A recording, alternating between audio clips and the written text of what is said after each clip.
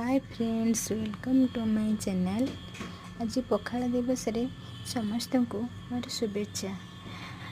सांग मैंने आसतु पखाल दिवस बनैबा मौराली माछ बेसर। मौराली माछ को भाजी नेबे किंबा कंचा मध्य नहीं पारे। आ सेथिरे टमाटो, पियाज, कंचा लंका, सोरिष, पियाज रसुण को पेस्ट बनै ताको देदेवे और टिके दही देवे। देकिना ताको भलसे मैरिनेट करके कड़ई गैस ऑन करी कड़ई रे डायरेक्ट सजेकी बसई देवे। आउ ताको 5 ରୁ 10 मिनट जाए छाड़ीदेवे। तापरे मु रोही माछ नहीं भाजवा पाई। रोही माछरे लुण, हलदी गुंड, लंका गुंड, जीरा गुंड, सोरिष तेल, लेंबू देकिना मैरिनेट कर नहीं पैन रे भाजीदेवे। आउ एमती भाजिले माछटा बहुत खायापी टेस्ट लगे। आ देखते मो पखाल सहित यू नहीं आउ पखाल खायापी बसैले आपण मानक भी